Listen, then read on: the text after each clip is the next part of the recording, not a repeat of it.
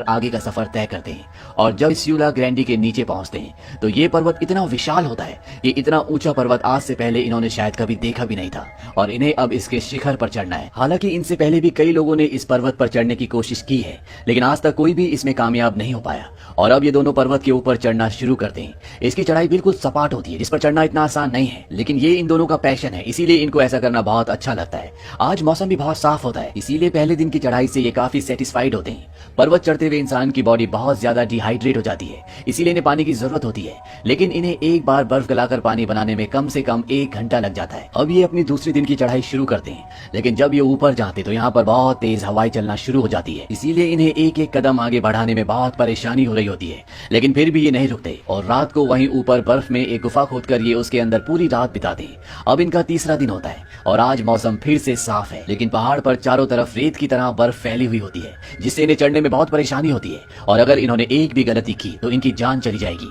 और ना ही यहाँ पर इन्हें कोई बचाने के लिए आएगा, क्योंकि यहाँ आसपास कोई भी रेस्क्यू टीम नहीं है। और एक कठिन चढ़ाई चढ़ने के बाद ये इस पर्वत के शिखर पर पहुंच जाते हैं, जहाँ पर आज से पहले कोई इंसान नहीं पहुंचा, जिस पर्वत का नाम है सियुला ग्रैंडे। और ये पर्वत इतना ऊंचा होता है कि ये बादलों के भी ऊपर होता है, बादल भी इस पर्वत के नीचे हैं।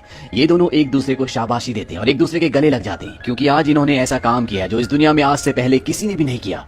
पर्वत चढ़ने से पहले इन्होंने डिसाइड कर लिया था कि ये जब वापस आएंगे तो ये दूसरी रेंज ऑफ माउंटेन से आएंगे, जिसका नाम है यूरोपा। और अब ये दोनों नीचे उतरना शुरू करते हैं, लेकिन इन्होंने जितना आसानी से समझा था ये पहाड़ियां उससे भी ज्यादा खतरनाक है। और जब ये दोनों आगे बढ़ रहे होते हैं तभी साइमन के पैर के नीचे से बर्फ खिसक जाती है और वो बहुत बुरी तरह से गिरता है। दरअसल ये दोनों एक रस्सी से बंधे होते हैं और ये एक दूसरे से काफी दूर चल रहे होते हैं, ताकि अगर एक गिरे तो दूसरा उसे संभाल ले, रस्सी से वो अटक जाए। और अब जब साइमन नीचे रगड़ता हुआ जा रहा होता है तो जॉय भी उसके पीछे पीछे खिंचा हुआ आता है, लेकिन इन दोनों की इसमें जान बच जाती है। और तीसरा दिन खत्म होने के बाद भी अभी भी इन्हें 20,000 फीट नीचे उतरना है और साथ ही साथ इनकी गैस भी खत्म हो जाती है, जिससे बर्फ को पिघलाकर पानी बनाते हैं। चौथे दिन ये अपना सफर आगे जारी रखते हैं और तभी इनके सामने एक वर्टिकल बर्फ की वॉल आती है, यानी कि बहुत ही वर्टिकल एरिया होता है और इसीलिए इन्हें एक एक करके जाना होगा। सबसे पहले नीचे जॉय जाता है, साइमन ऊपर ही रहता है, उसके पास रस्सी का दूसरा छोर होता है, यानी कि अगर जॉय गिर भी जाए तो वो नीचे पहाड़ से ना गिरे बल्कि वो वहीं पर अटक जाए। और अब जॉय हैमर के सपोर्ट से नीचे उतरना शुरू करता है और जब वॉल में वो अपनी हैमर को गाड़ता है तो उसे एक अजीब सा साउंड आता है, इसीलिए वो उस हैमर को निकालता है। और जब वो उस हैमर को निकालता है तो दूसरी हैमर जिससे वो अटका हुआ होता है वो भी वॉल से निकल जाती है और वो बहुत बुरी तरह नीचे रगड़ता हुआ गिरता है। और इस पूरे एक्सीडेंट में उसके पैर की हड्डी बुरी तरह से टूट जाती है। उसके घुटने का जो जॉइंट होता है, उसके घुटने की नीचे की हड्डी उसके घुटने से ऊपर आ जाती है। वो दर्द से कर्रा उठता है और यहाँ पर पैर टूटने का मतलब है जान जाना। हालांकि जॉय खड़ा होने की कोशिश करता है, लेकिन वो खड़ा नहीं हो पाता। और अब साइमन भी नीचे आ जाता है और वो देखता है कि जॉय का पैर टूट चुका है, वो चल भी नहीं सकता। और अब जॉय को लगता है कि साइमन उसे छोड़कर चला जाएगा और उसे ऐसा करना भी चाहिए, क्योंकि अगर ये दोनों यहाँ पर रुके तो इनमें से कोई भी नहीं बचेगा। लेकिन साइमन ऐसा नहीं करता, वो काफी देर तक सोचता रहता है और इसके बाद वो जॉय को कहता है कि हमारे पास 150 फीट की 2 रस्सियां हैं और अगर हम इन दोनों को बांध कर एक कर लें तो मैं तुम्हें धीरे धीरे ऊपर से नीचे खिसका सकता हूँ। और ये ऐसा ही करते हैं, ये दोनों रस्सियों को बांधकर 300 फीट की एक रस्सी बना लेते हैं, जिसमें साइमन जॉय को बांध देता है और धीरे धीरे उसे नीचे छोड़ना शुरू करता है। लेकिन यहाँ पर ढलान बहुत गहरी होती है, इसीलिए बड़ी तेजी से नीचे फिसलना शुरू हो जाता है और इसमें जॉय को बहुत पेन होता है, क्योंकि उसकी टांग टूटी हुई है। लेकिन अब उसके पास इसके अलावा कोई भी ऑप्शन नहीं होता, वो चाहे या ना चाहे उसे इस दर्द को सहते हुए नीचे जाना ही होगा। और धीरे धीरे उसकी स्पीड और भी बढ़ना शुरू हो जाती है। वो चीखता है, चिल्लाता है, साइमन को आवाज देता है, लेकिन साइमन उसकी आवाज नहीं सुन सकता। और साथ ही साथ यहाँ पर इतने बादल होते हैं कि ये एक दूसरे को देख भी नहीं सकते। और जॉय नीचे फिसलता हुआ एक चट्टान से लटक जाता है और उसकी पूरी बॉडी का वेट अब साइमन के हाथों पर होता है। साइमन देखता है कि जॉय की बॉडी का प्रेशर, वेट जो रस्सी के ऊपर होता है वो ना कम हो रहा होता है ना ज्यादा हो रहा होता है, और वो समझ जाता है कि कहीं ना कहीं कुछ तो गड़बड़ है और वो धीरे धीरे रस्सी छोड़ना शुरू करता है। जॉय नीचे से चिल्ला रहा होता है कि ऐसा मत करो, क्योंकि वो जानता है कि रस्सी ऊपर खत्म होने वाली है और इससे पहले कि वो नीचे तले तक पहुंचेगा तो रस्सी खत्म हो जाएगी। लेकिन ऊपर से साइमन धीरे धीरे रस्सी छोड़ रहा होता है और रस्सी खत्म हो जाती है, लेकिन अभी भी जॉय की पूरी बॉडी का भार रस्सी के ऊपर होता है और साइमन रस्सी को पकड़कर बैठा रहता है। वहीं जॉय अब रस्सी से ऊपर चढ़ने की कोशिश करता है, क्योंकि उसे ऐसा करना ही होगा। अगर उसने ऐसा नहीं किया तो ना जॉय नीचे आ पाएगा ना वो वहां से नीचे उतर पाएगा, यानी कि ये दोनों फंस चुके हैं और इसी पोजीशन में कई घंटों तक रहते हैं। धीरे धीरे रात हो जाती है और साइमन को कुछ समझ नहीं आता कि नीचे क्या हो रहा है। वो कई बार जॉय को आवाज देता है, लेकिन उसकी आवाज जॉय तक पहुंच ही नहीं पाती। और अब जॉय को पता है कि अगर उसे यहाँ से बचना है तो उसे ऊपर चढ़ना होगा।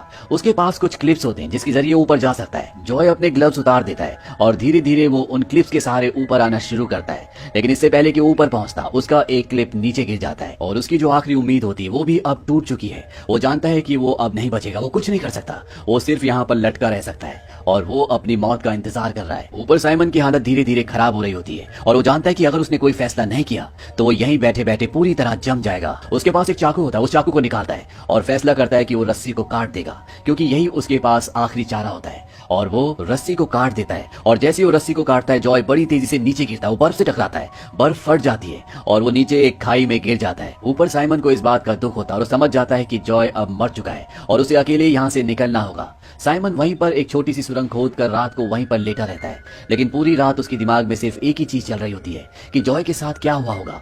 वहीं नीचे जॉय को दिखाया जाता है, वो अभी भी जिंदा होता है। हालांकि वो बहुत नीचे खाई में गिर गया है, लेकिन वो चट्टानों के ऊपर नहीं गिरता, वो बर्फ के ऊपर गिरता है, इसीलिए वो बच जाता है और अब वो किसी भी तरह से इस खाई से निकलने की कोशिश करता है। उसे पता है कि रस्सी के दूसरे सिरे पर साइमन है और जब वो रस्सी को खींचता है तो पूरी रस्सी नीचे आ जाती है और वो देखता है कि रस्सी को काटा गया है। इस बात से उसे बहुत खुशी होती है, वो समझ जाता है कि उसने रस्सी काटी है और साइमन अभी भी जिंदा है। लेकिन जॉय को बहुत गुस्सा आता है, वो चीखता है, चिल्लाता है, वो सोचता है कि उसे ध्यान रखना चाहिए था, उसे अपने आप पर कंट्रोल रखना चाहिए था और अब वो भी मान चुका है कि उसे यहाँ पर लेने के लिए कोई नहीं आएगा। वहीं ऊपर दिखाया जाता है कि सुबह होने के बाद साइमन नीचे उतरना शुरू करता है और आज इनका यहाँ पर 5वां दिन है और जब वो नीचे आ जाता है तो वो जॉय को जोर जोर से आवाज लगाता है, लेकिन जॉय तक उसकी आवाज नहीं पहुंचती और वो इस बात पर यकीन कर लेता है कि जॉय अब इस दुनिया में नहीं रहा और वो यहाँ से आगे निकल जाता है। वहीं खाई के अंदर दिखाया जाता है कि जॉय पूरी तरह से हार चुका है, वो समझ जाता है कि अब उसे यहाँ पर लेने के लिए कोई भी नहीं आएगा। यही खाई के अंदर बहुत अंधेरी काली सुरंग होती है। जॉय को नहीं पता कि इस अंधेरी सुरंग के अंदर क्या है, इसका दूसरा रास्ता कहाँ निकलता है, लेकिन उसके पास अब कोई और चॉइस नहीं है। वो रस्सी का एक सिरा क्लिप पर बांधता है और दूसरा सिरा उस अंधेरी गुफा के अंदर छोड़ देता है और धीरे धीरे रस्सी के सहारे उस अंधेरी गुफा से वो नीचे उतरना शुरू करता है और कुछ ही देर बाद उसे अंधेरी गुफा का बेस दिखता है। वो वहां पर उतर जाता है और चारों तरफ देखता है और उसे एक छेद से सूरज की रोशनी अंदर आती हुई नजर आती है। ये यहाँ से लगभग 50 फुट ऊंचाई पर होता है, यानी कि अगर वो वहां ऊपर पहुंच गया तो वो इस गुफा से जहां पर वो फंस चुका है वो बाहर निकल जाएगा। लेकिन टूटे हुए पैर से 50 फुट की चढ़ाई चढ़ना कोई आसान काम नहीं है, ये लगभग नामुमकिन है। वहीं दूसरी तरफ साइमन को दिखाया जाता है, वो उस जगह पहुंच जाता है जहां पर उनका एक दोस्त उनका इंतजार कर रहा है। वो साइमन को देखकर पहचान ही नहीं पाता क्योंकि उसकी हालत बहुत ज्यादा खराब होती है।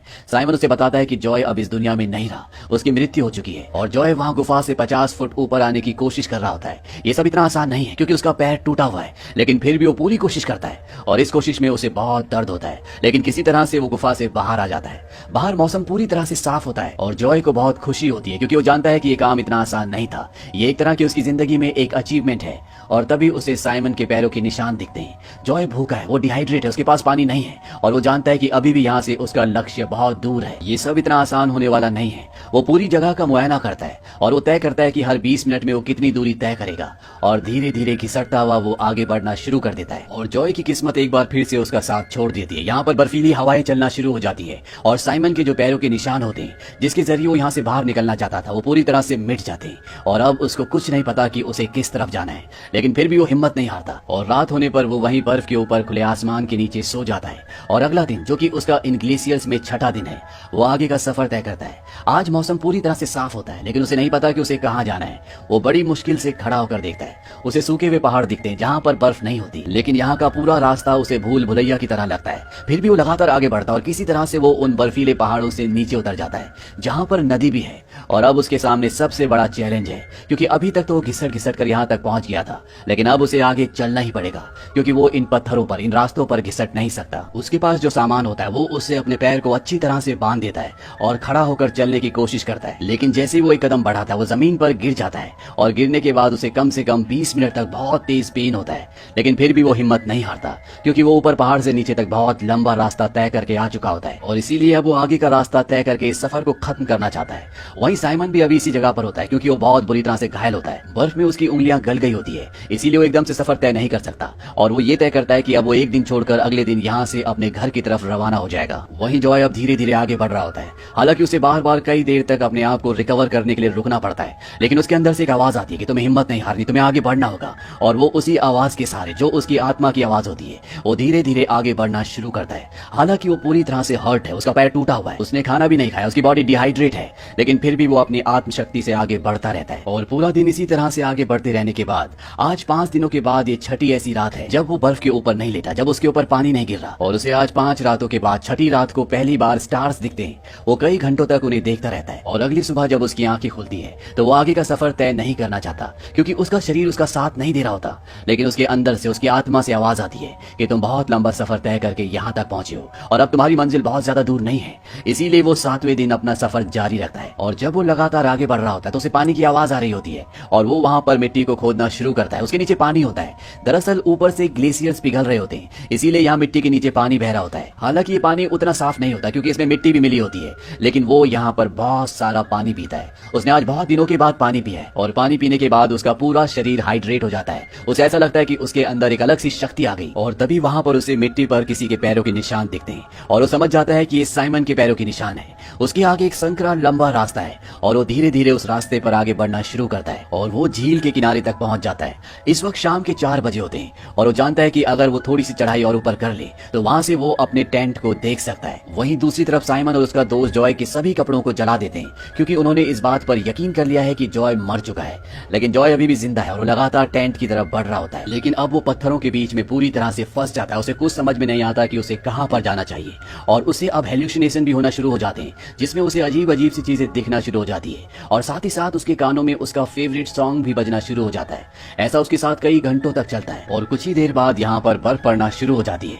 उसे ऐसा लगता है कि एक बार फिर से वो ग्लेशियर्स में पहुंच चुका है। उसे कई अलग अलग चीजें महसूस हो रही होती है, लेकिन फिर भी वो धीरे धीरे घिसटता हुआ आगे बढ़ता है। तभी उसे एक अजीब सी स्मेल आती है और वो समझ जाता है कि वो टेंट के आसपास ही है, और ये वो एरिया है जहाँ पर साइमन और उसका दोस्त वॉशरूम करते हैं। और वो साइमन को जोर जोर से आवाज लगाना शुरू कर देता है, लेकिन वहां पर कोई नहीं आता, उसे कोई रिस्पॉन्ड नहीं मिलता। और जॉय के अंदर अब यहाँ से 1 इंच भी आगे बढ़ने की हिम्मत नहीं है, और वो ये मान लेता है कि अब वो यहाँ से नहीं बच सकता, क्योंकि साइमन और उसका दोस्त यहाँ से जा चुके हैं। उसकी आंखों में आंसू आ जाते हैं। वही टेंट के अंदर दिखाया जाता है कि साइमन अभी भी यहाँ पर होता है और उसे आभास होता है कि उसके आसपास का वातावरण कुछ बदला हुआ है। लेकिन वो ये सोच भी नहीं सकता कि जॉय टेंट के बाहर तक पहुंच चुका है, क्योंकि उसने मान लिया था कि वो 3 दिन पहले मर चुका है। लेकिन तभी उसके कानों में एक साफ साफ आवाज आती है, साइमन, और वो समझ जाता है कि ये जॉय है। वो टेंट की लाइट जलाकर बाहर आ जाता है, और जब टेंट के अंदर लाइट जलती है तो जॉय भी उसे देख पाता है, और साइमन और उसका दोस्त जॉय को ढूंढते हुए उस तक पहुंच जाते हैं। साइमन को जॉय को देखकर यकीन ही नहीं होता कि वो जिंदा है।